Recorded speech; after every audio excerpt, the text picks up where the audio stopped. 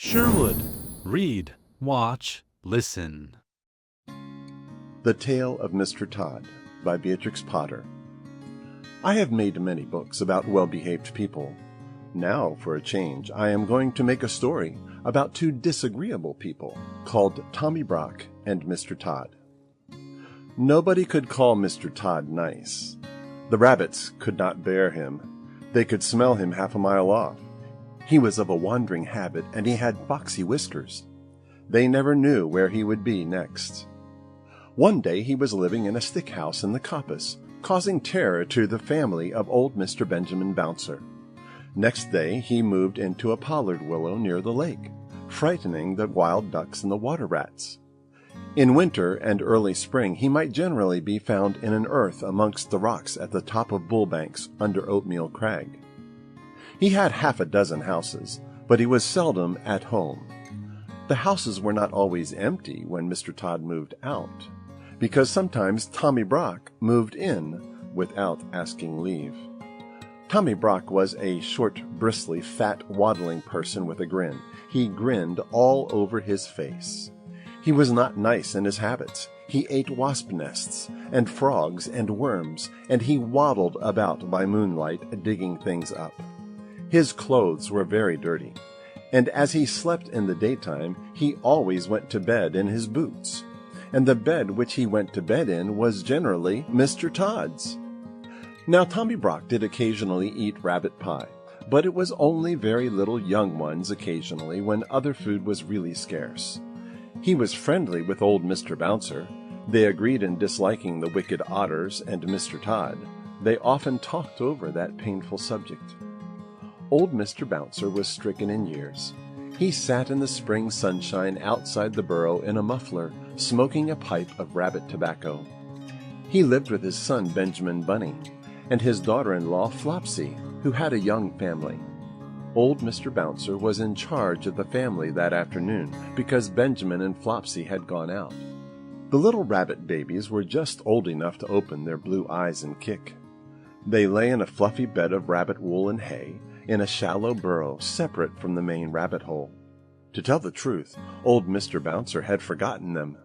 He sat in the sun and conversed cordially with Tommy Brock, who was passing through the wood with a sack and a little spud which he used for digging and some mole traps. He complained bitterly about the scarcity of pheasants' eggs and accused Mr. Todd of poaching them. And the otters had cleared off all the frogs while he was asleep in winter. "I have not had a good square meal for a fortnight. I am living on pig nuts. I shall have to turn vegetarian and eat my own tail," said Tommy Brock. It was not much of a joke, but it tickled old Mr. Bouncer, because Tommy Brock was so fat and stumpy and grinning. So old Mr. Bouncer laughed and pressed Tommy Brock to come inside to taste a slice of seed cake and a glass of my daughter Flopsy's cowslip wine.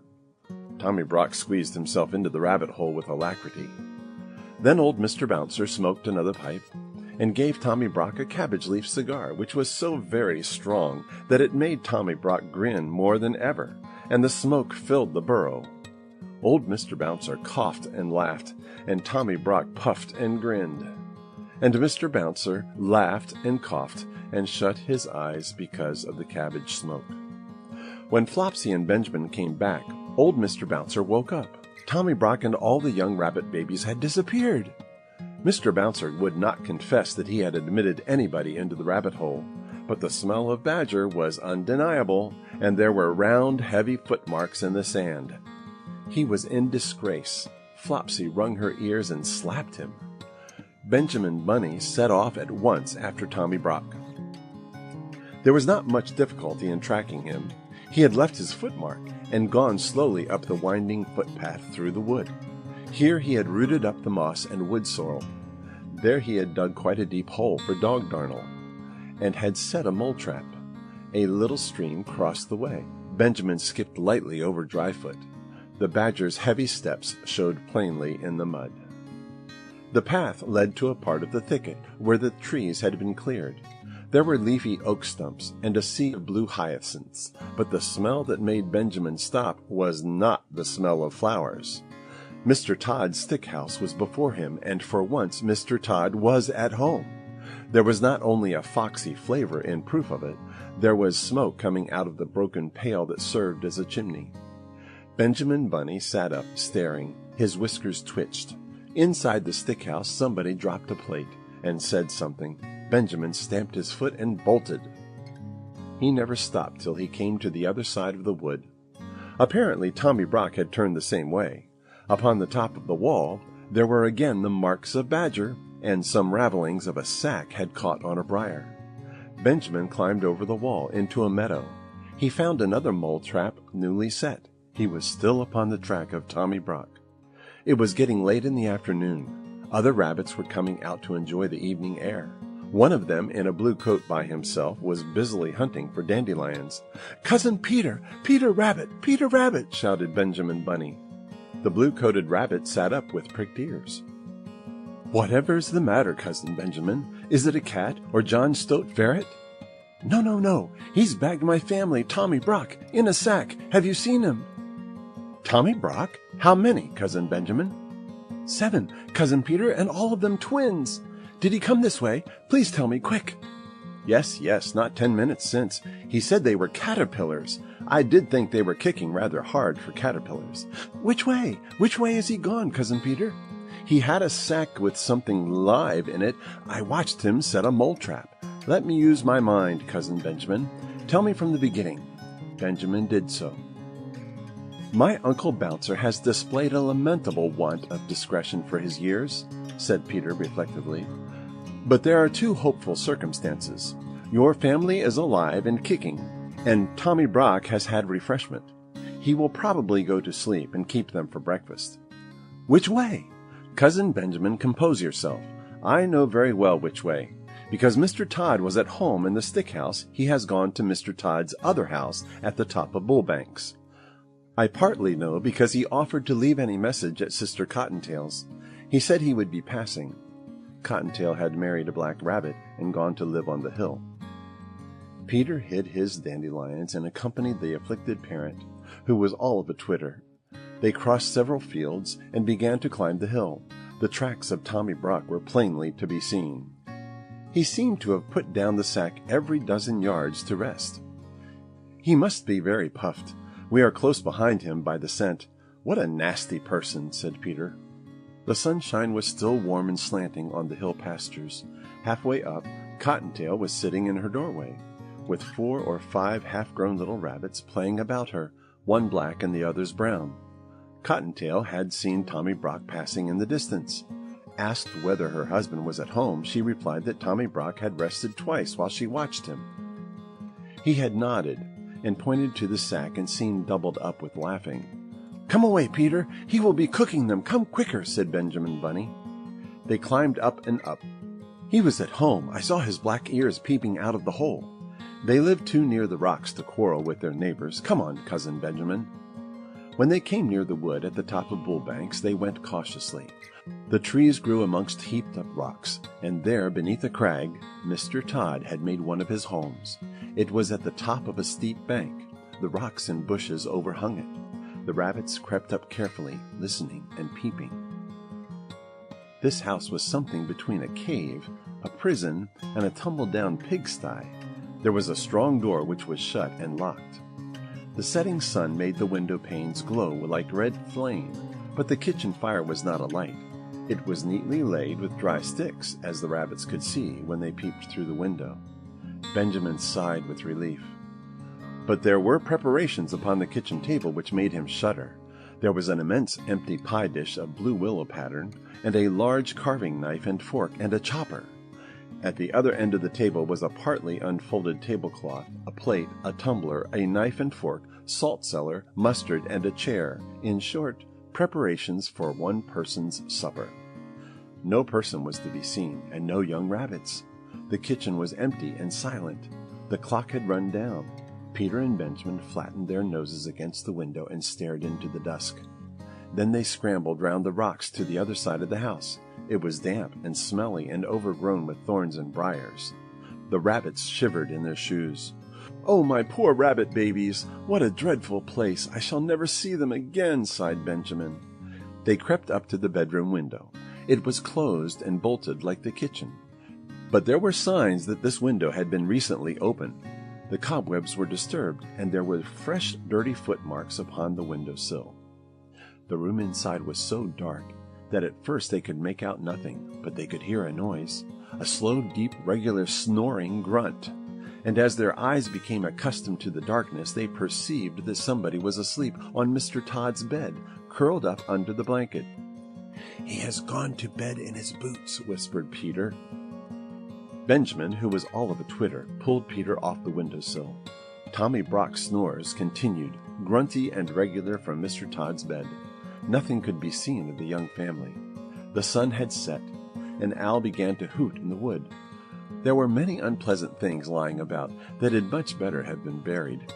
Rabbit bones and skulls and chickens' legs and other horrors. It was a shocking place and very dark. They went back to the front of the house and tried in every way to move the bolt of the kitchen window.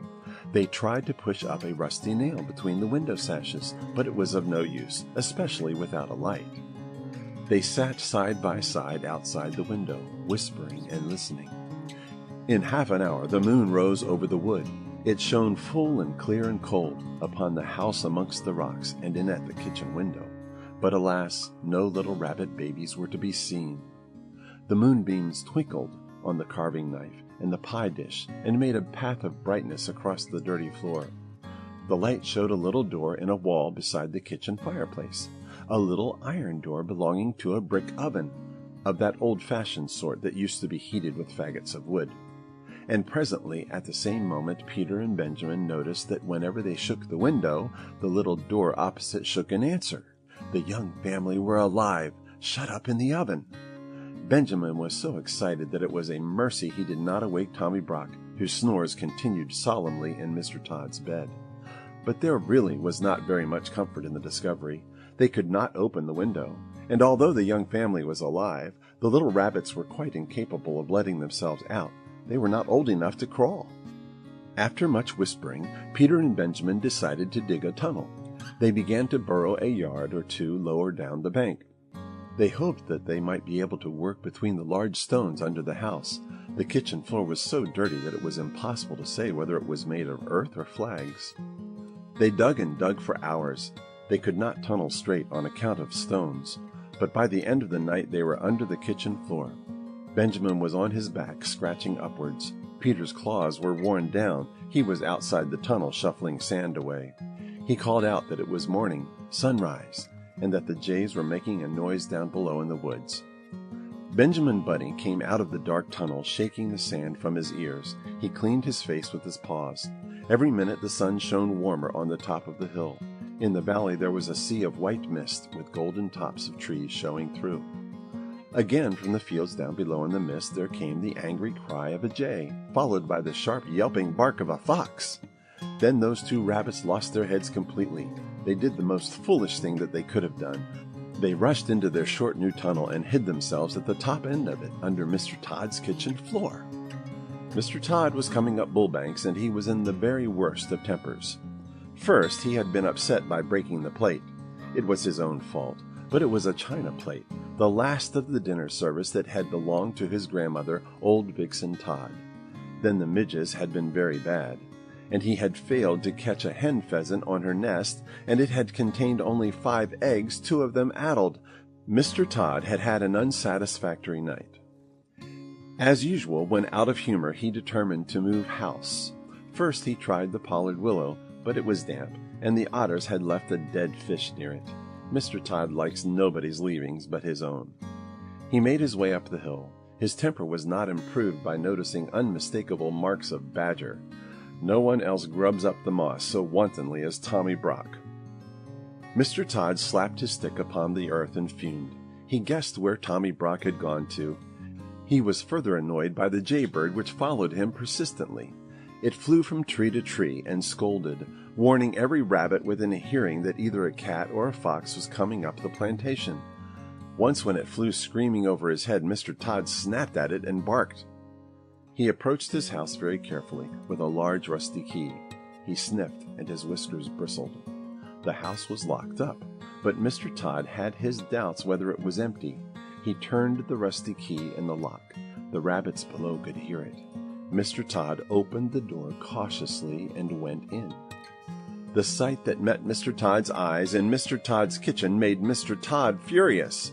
There was Mr. Todd's chair, and Mr. Todd's pie dish, and his knife and fork and mustard and salt cellar, and his tablecloth that he had left folded up in the dresser, all set out for supper, or breakfast, without doubt for that odious Tommy Brock.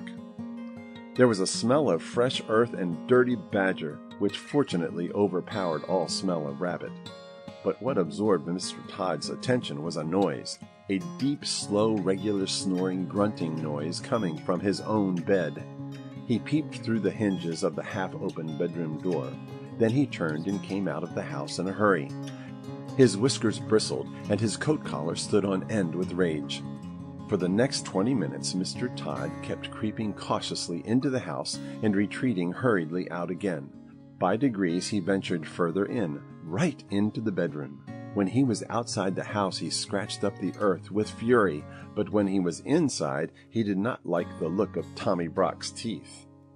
He was lying on his back with his mouth open, grinning from ear to ear. He snored peacefully and regularly, but one eye was not perfectly shut. Mr. Todd came in and out of the bedroom. Twice he brought in his walking stick, and once he brought in the coal scuttle, but he thought better of it and took them away. When he came back after removing the coal scuttle, Tommy Brock was lying a little more sideways, but he seemed even sounder asleep. He was an incurably indolent person. He was not in the least afraid of Mr. Todd. He was simply too lazy and comfortable to move. Mr. Todd came back yet again into the bedroom with a clothesline. He stood a minute watching Tommy Brock and listening attentively to the snores. They were very loud indeed, but seemed quite natural. Mr. Todd turned his back towards the bed and undid the window. It creaked. He turned round with a jump. Tommy Brock, who had opened one eye, shut it hastily. The snores continued. Mr. Todd's proceedings were peculiar and rather uneasy because the bed was between the window and the door of the bedroom. He opened the window a little way and pushed out the greater part of the clothesline onto the windowsill. The rest of the line with a hook at the end remained in his hand. Tommy Brock snored conscientiously.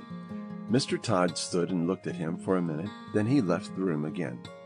Tommy Brock opened both eyes and looked at the rope and grinned. There was a noise outside the window. Tommy Brock shut his eyes in a hurry. Mr. Todd had gone out of the front door and round to the back of the house. On the way, he stumbled over the rabbit burrow. If he had had any idea who was inside it, he would have pulled them out quickly. His foot went through the tunnel nearly upon the top of Peter Rabbit and Benjamin, but fortunately he thought that it was some more of Tommy Brock's work. He took up the coil of line from the sill, listened for a moment, and then tied the rope to a tree. Tommy Brock watched him with one eye through the window. He was puzzled. Mr. Todd fetched a large heavy pailful of water from the spring and staggered with it through the kitchen into his bedroom. Tommy Brock snored industriously with rather a snort.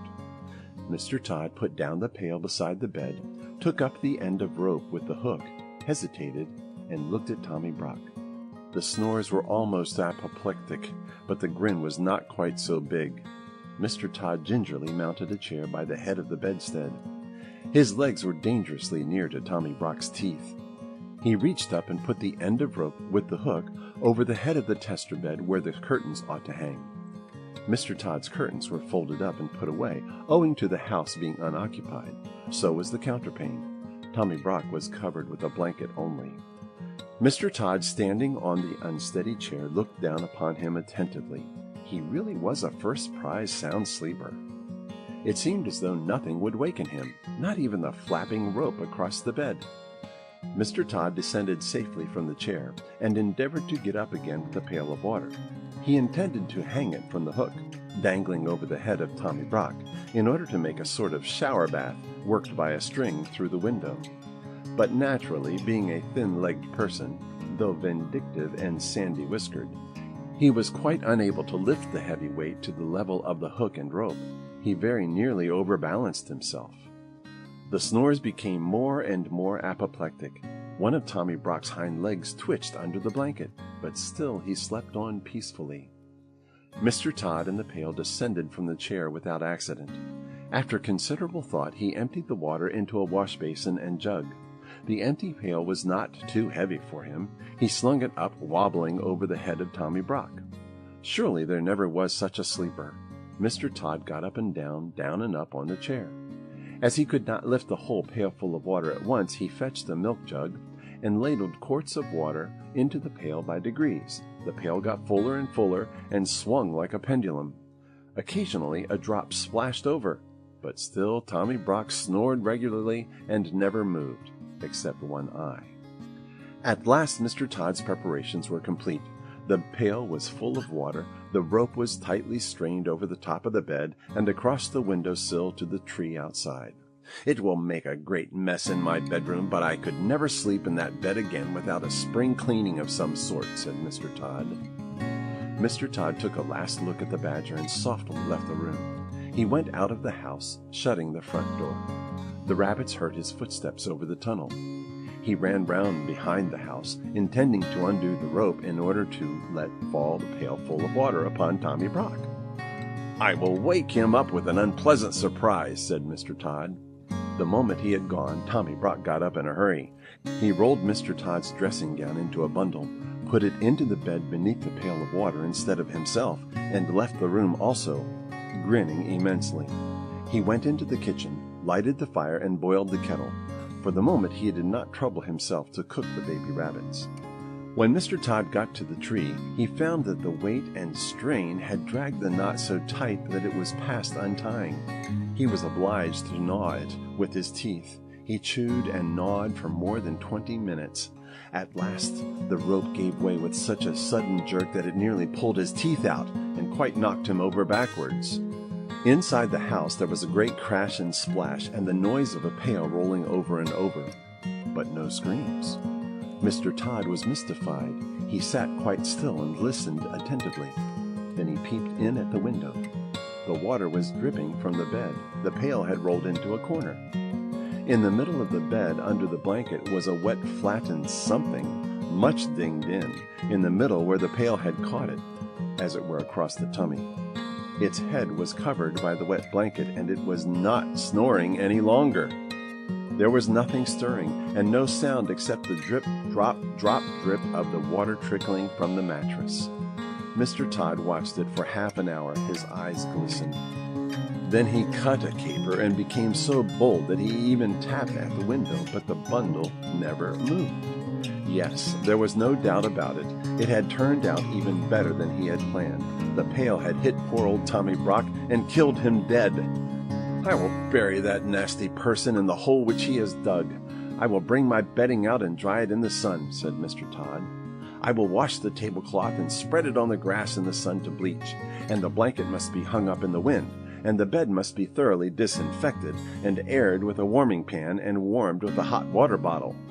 I will get soft soap and monkey soap and all sorts of soap and soda and scrubbing brushes and Persian powder and carbolic to remove the smell.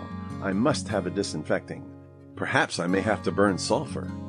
He hurried round the house to get a shovel from the kitchen. "First I will arrange the hole, and I will drag out that person in the blanket." He opened the door. Tommy Brock was sitting at Mr. Todd's kitchen table pouring out tea from Mr. Todd's teapot into Mr. Todd's teacup. He was quite dry himself and grinning, and he threw the cup of scalding tea all over Mr. Todd. Then Mr. Todd rushed upon Tommy Brock, and Tommy Brock grappled with Mr. Todd amongst the broken crockery, and there was a terrific battle all over the kitchen.